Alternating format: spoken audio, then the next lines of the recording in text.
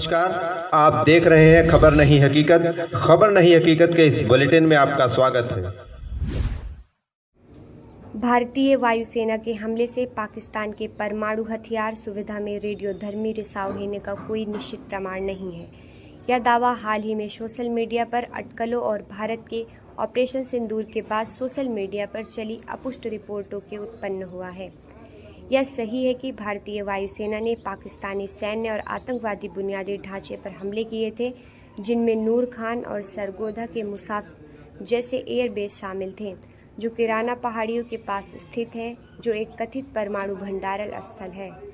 भारतीय अधिकारियों, जिनमें एयर मार्शल AK भारती शामिल हैं, ने किराना हिल्स या किसी भी परमाणु सुविधा को लक्षित करने से स्पष्ट रूप से इनकार किया है और कहा है कि हमने पारंपरिक सैन्य और आतंकवादी लक्ष्यों पर केंद्रित थे।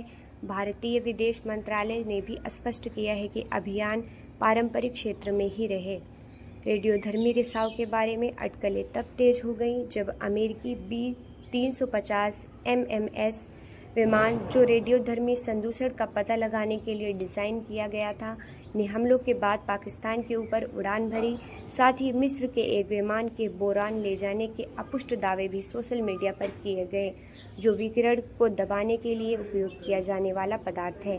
हालांकि पाकिस्तान अंतर्राष्ट्रीय परमाणु ऊर्जा एजेंसी या किसी अन्य विश्वसनीय स्रोतों से कोई आधिकारिक पुष्टि नहीं हुई है जो रिसाव के दावे का समर्थन करती है। कल एक भारतीय मूल के अमेरिका में बसे पत्रकार ने अमेरिकी प्रशासन के प्रवक्ता से यह सवाल पूछा भी था, जिसे उसने हंसी में उड़ा दिया।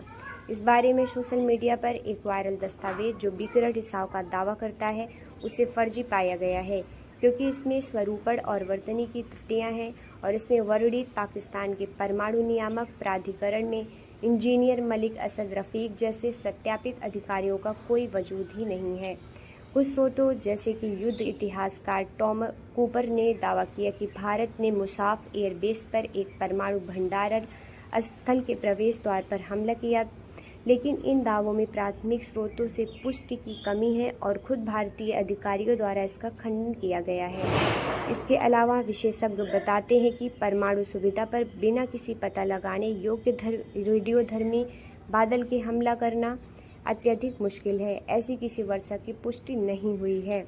सोशल मीडिया पर पोस्ट, जिनमें 4.1 परिमाण के झटके या मशरूम बादल के दावे शामिल हैं, अपुष्ट हैं और अतिरंजित या मनगढ़ंत है। अमेरिकी और मिस्र के विमानों की उपस्थिति के षड्यंत्र के सिद्धांतों को बढ़ावा दिया है, लेकिन उड़ान ट्रैकिंग डेटा अकेले परमाणु घटना की पुष्टि नहीं करता है।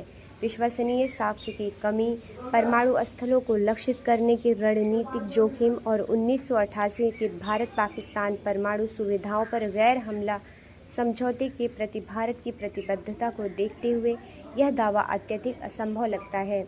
ऐसे संवेदनशील दावों को हमेशा प्राथमिक स्रोतों से जांच करना चाहिए, क्योंकि गलत सूचना तनावपूर्ण भूराजनीतिक संदर्भों में तेजी से फैल सकती है और भारत को गैर जिम्मेदार देशों में शामिल कर सकती है।